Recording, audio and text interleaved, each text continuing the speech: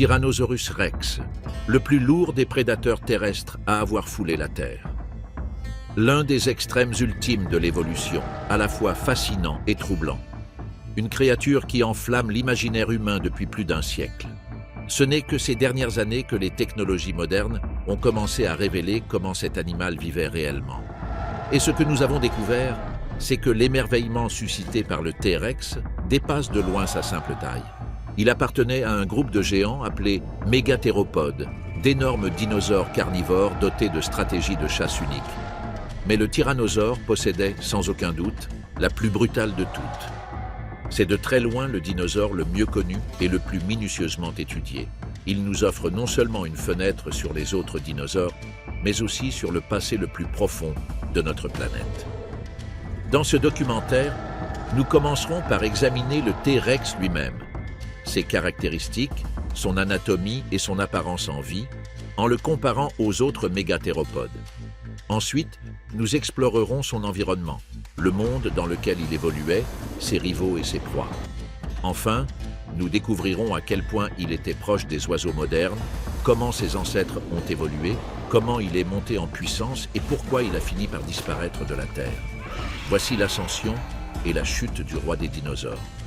Pas un monstre de cinéma, mais un animal bien réel, né, grandi, qui a combattu et enduré l'une des existences les plus rudes que la science ait jamais reconstituées. Voici l'histoire de l'évolution du Tyrannosaurus rex.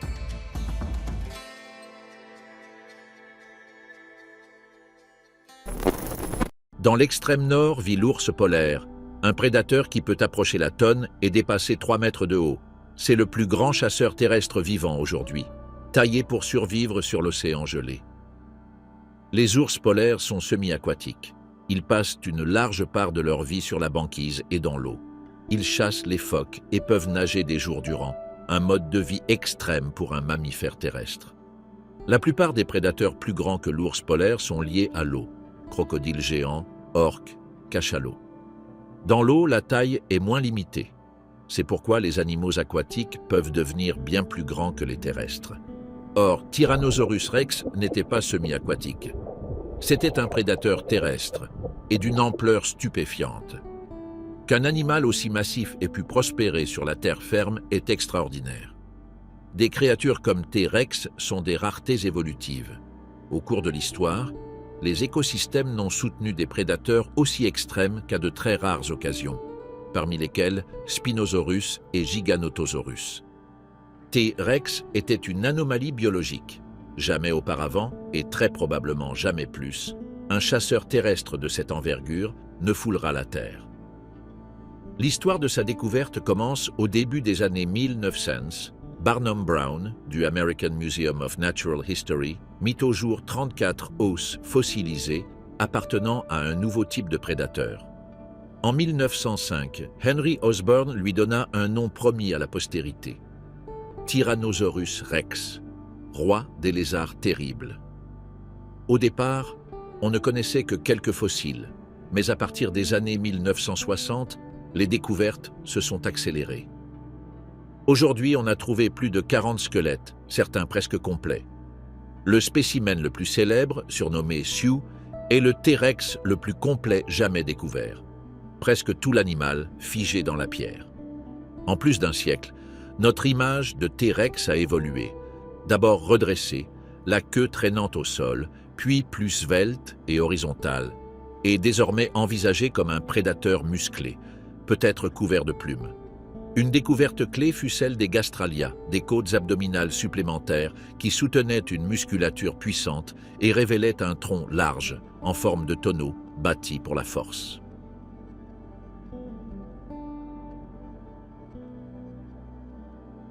Mais quelle était sa taille réelle? Un adulte moyen de Tyrannosaurus rex pesait environ 7 tonnes, comparable aux plus grands éléphants d'Afrique.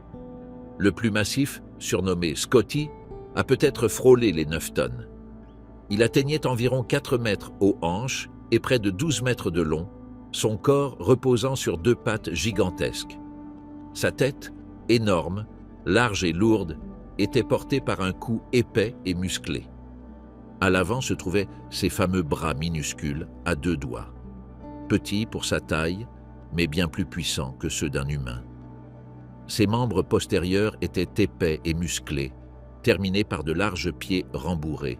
Ses coussinets étouffaient probablement ses pas, lui permettant de se mouvoir avec une discrétion surprenante, tel un gigantesque félin. À l'arrière, une longue queue puissante aidait à contrebalancer la tête massive et servait de réserve énergétique. Comparé aux autres grands chasseurs, T-Rex était plus court, mais nettement plus lourd, le plus robuste des mégathéropodes. Spinosaurus, qui dépassait 15 mètres, était plus long que T-Rex, mais plus léger. Adapté aux rives des fleuves, il utilisait son museau allongé et ses dents coniques pour pêcher, davantage héron colossal que chasseur terrestre. Giganotosaurus et Carcharodontosaurus étaient eux aussi plus longs que T-Rex, mais plus sveltes. Crâne haut en forme de hache et dents acérées, conçus pour des entailles rapides et tranchantes. Vu de dessus, la largeur stupéfiante du crâne de T-Rex saute aux yeux. Cette carrure se retrouvait dans tout son corps, ce qui explique pourquoi il surpassait ses rivaux d'au moins 2 tonnes. On s'est longtemps moqué de ses petits bras, mais l'étude des os et des insertions musculaires montre qu'ils étaient puissants, capables de traction vigoureuse, peut-être pour agripper une proie ou lors de l'accouplement. Les jeunes T-Rex possédaient des bras relativement plus grands et plus utiles. En grandissant, leurs membres antérieurs n'ont pas suivi la croissance du reste du corps, d'où les avant-bras rabougris emblématiques de l'adulte. La plupart des théropodes avaient 3 doigts, mais T-Rex n'en avait que 2. Les fossiles révèlent la minuscule trace d'un 3e doigt, réduit par l'évolution.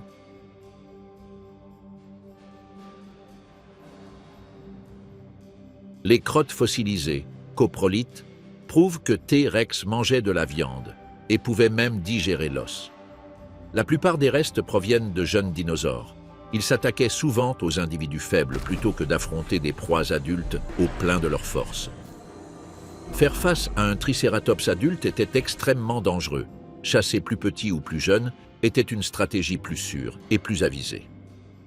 Comme les oiseaux, T-Rex possédait un système respiratoire à flux unidirectionnel, avec des sacs aériens, plus efficaces en oxygène, plus légers et plus agiles que des mammifères de taille comparable. Les empreintes de peau fossilisées montrent un mélange. Ici, une armure écailleuse épaisse, là des plumes raides en soie, ou des piquants, surtout chez les jeunes. Des parents comme Eutyrannus étaient entièrement emplumés, ce qui suggère que les jeunes tyrannosaures portait un manteau de plumes qu'il perdait en grandissant. Sa palette de couleurs demeure mystérieuse. Peut-être un camouflage de gris sourd comme les éléphants, ou des teintes vives et des motifs, à l'image des oiseaux actuels utilisés pour l'apparat ou la parade. De minuscules ouvertures crâniennes laissent penser que T-Rex avait probablement des lèvres recouvrant ses dents, à la manière du dragon de Komodo, plutôt que des dents toujours découvertes comme au cinéma. Des crêtes osseuses indiquent qu'il pouvait porter de petites cornes de kératine au-dessus des yeux et sur les joues, lui donnant un air presque diabolique. De nombreux fossiles témoignent de blessures douloureuses, fractures, pertes de dents, voire des infections de la mâchoire perforante. T-Rex survivait pourtant souvent à ces traumatismes, signe de sa résilience et de sa robustesse.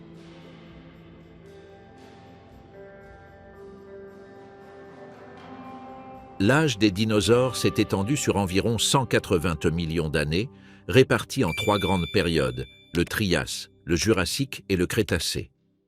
Les premiers tyrannosaures sont apparus au Jurassique moyen, quelques 100 millions d'années avant le Tyrannosaurus rex lui-même. Mais pendant la majeure partie de ce temps, ils n'étaient pas géants. Durant près de 80 millions d'années, les tyrannosaures furent de petits prédateurs secondaires, éclipsés par de plus grands chasseurs. Ce n'est qu'au cours des 20 derniers millions d'années du Crétacé qu'ils ont véritablement pris de l'ampleur et dépassé la tonne.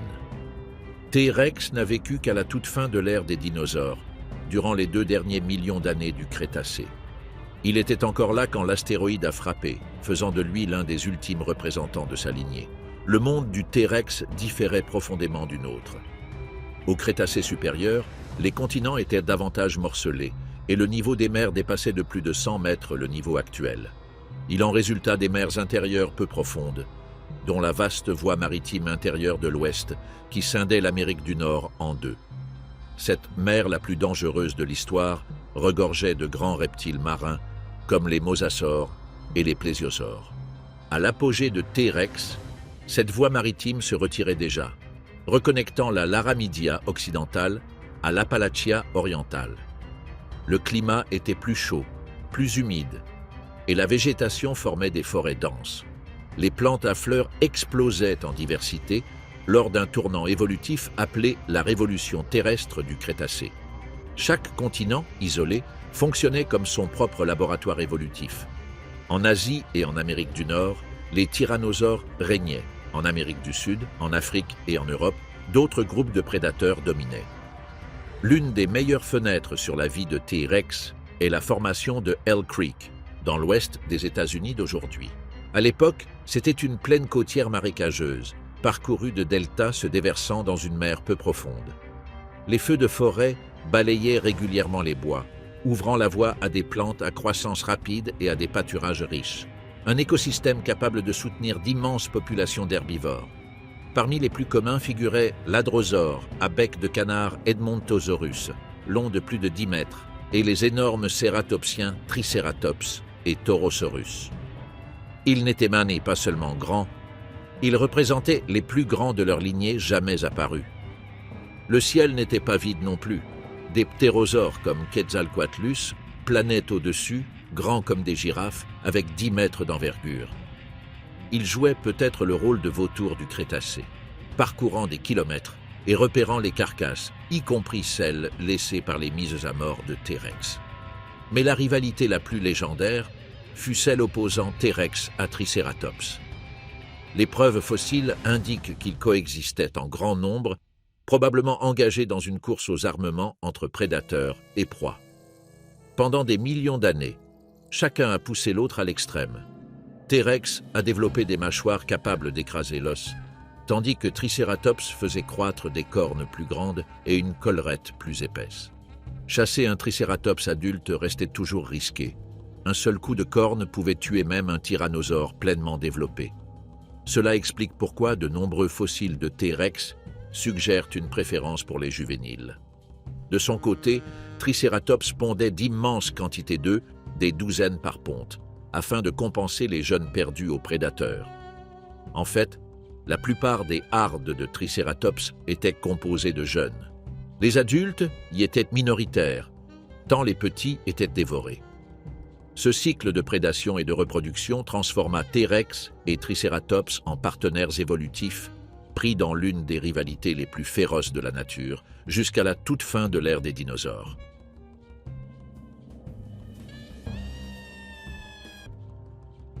L'un des mythes les plus tenaces au sujet du Tyrannosaurus rex veut qu'il ait été trop lent et trop maladroit pour chasser, ne survivant qu'en charognard. La science raconte une toute autre histoire.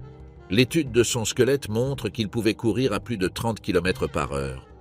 Cela peut sembler peu, mais c'est la vitesse d'un sprinter olympique, pour une créature plus lourde qu'un éléphant.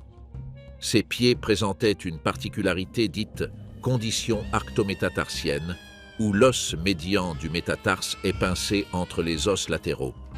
Un ingénieux dispositif qui absorbait les chocs et rendait la course plus efficace, tel un ressort intégré pour les longues distances. Pourtant, la poursuite au long cours n'était pas sa tactique principale. Les fossiles le montrent comme un prédateur d'embuscade. Dans un cas célèbre, on a découvert un squelette d'Edmontosaurus, avec une dent de T-Rex logée dans une vertèbre ressoudée. L'hadrosaure avait survécu, preuve que T-Rex attaquait des proies vivantes. Ses grands yeux et une probable bonne vision nocturne lui donnaient en l'avantage, et ses pieds rembourrés lui permettaient de se déplacer plus silencieusement qu'on ne l'imaginerait pour une bête si énorme.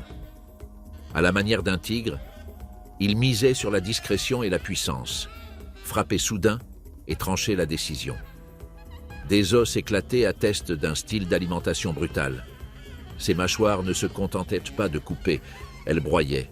Aidé par son cou massif, il pouvait percer et tirer, arrachant d'un coup des morceaux de chair et d'os. Presque aucun autre animal dans l'histoire n'a possédé des dents capables de tels exploits. Mais ces mâchoires brisaux ne servaient pas qu'à chasser. Beaucoup de fossiles de T-Rex portent des marques de morsures sur le visage et le crâne d'autres tyrannosaures, sans doute les traces de combats violents pour le territoire, les partenaires ou les carcasses, à l'image des hippopotames d'aujourd'hui qui mordent leurs rivaux avec une force meurtrière. Malgré cette violence, la vie n'était pas que combat. Comme tout animal, T-Rex devait se reproduire. On ignore le détail de l'accouplement, mais certains scientifiques pensent qu'ils pouvaient former des couples de longue durée, voire des liens monogames, en raison de leur intelligence et d'un certain comportement social. Et tout géant commence petit. Les œufs de T-Rex ne dépassaient pas 1 mètre, et les nouveau-nés n'étaient pas plus gros qu'une dinde. Ils portaient probablement des plumes, avaient un corps long et fin, et de grands yeux, très différents des adultes trapus qu'ils deviendraient. Les os présentent des anneaux de croissance, comme ceux des arbres, révélant qu'aucun T-Rex n'a dépassé environ 30 ans. Pour atteindre si vite la taille adulte, ils connaissaient des rythmes de croissance stupéfiants, parfois plus de 100 kg par an durant l'adolescence. Entre 10 et 20 ans, ils traversaient une véritable poussée. Les jeunes tyrannosaures n'étaient pas de simples adultes miniatures. Avec des pattes plus longues et une silhouette plus légère, c'étaient des chasseurs rapides et agiles, tournés vers de petites proies. Avec le temps, leur régime changeait. Insectes et reptiles en éclosant, animaux moyens à l'adolescence, puis grands herbivores à l'âge adulte. Les scientifiques parlent de changement ontogénétique de niche. Cette capacité à occuper différents rôles écologiques pourrait expliquer pourquoi les milieux du T-Rex comptaient moins de petites espèces prédatrices. Les juvéniles remplissaient ces fonctions. Certains avancent même que les tyrannosaures chassaient en groupe, les jeunes rabattant la proie vers les massifs adultes. Si c'est vrai, ils figureraient parmi les chasseurs les plus coopératifs et intelligents de la préhistoire. D'autres chercheurs soutiennent au contraire que jeunes et adultes vivaient séparés. Les premiers en forêt derrière de petits animaux, les seconds dominant les plaines ouvertes. Quoi qu'il en soit, T-Rex régnait à tous les âges de la vie, du poussin emplumé au prédateur apical irrésistible.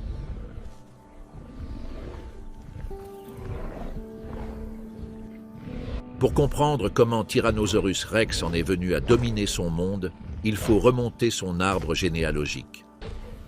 Tôt dans l'histoire, les dinosaures se sont scindés en 2 grands groupes. Les ornithischiens, mangeurs de plantes comprenant stégosaures, cératopsiens et hadrosaures, et les saurichiens, qui rassemblaient les sauropodes au long cou, et les théropodes bipèdes, majoritairement carnivores.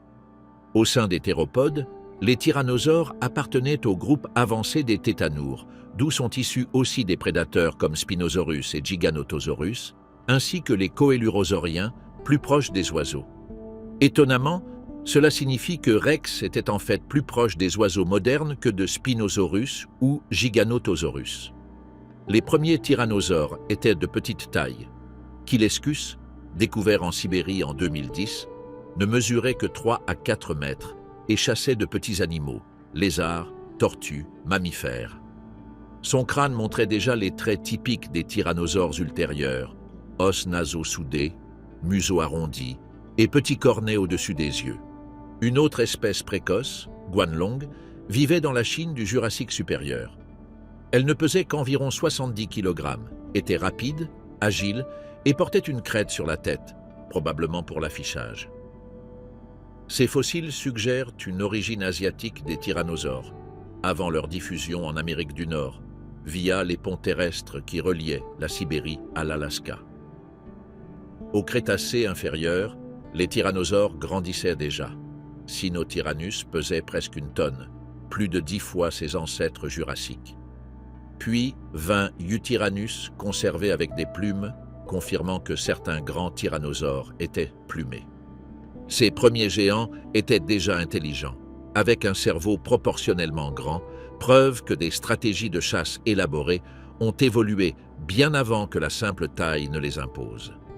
Cette intelligence les a sans doute aidés à perdurer des millions d'années au sein d'écosystèmes peuplés de carnivores plus grands. Les véritables colosses apparaissent il y a 80 à 84 millions d'années. Au Canada, Albertosaurus atteignait 9 mètres et 2 à 3 tonnes. Aux États-Unis, Daspletosaurus et Gorgosaurus dominaient, tandis que plus au sud, au Mexique, vivait l'Abocania. Ces tyrannosaures massifs régnaient bien avant l'arrivée de T-Rex, attestant la longue histoire de succès de la lignée. Les ancêtres de T-Rex venaient probablement d'Asie, où prospérait Tarbosaurus.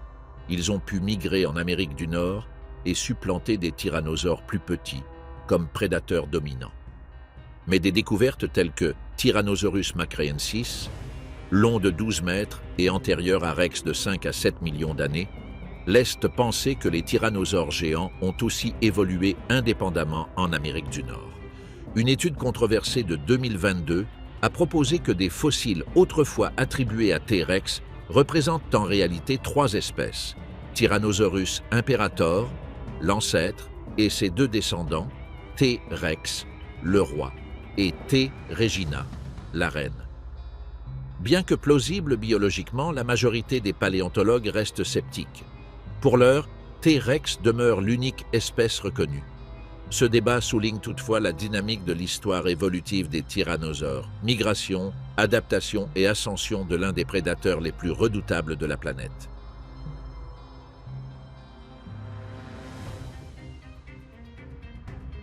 Quelle que soit l'issue exacte de ce débat, un fait s'impose.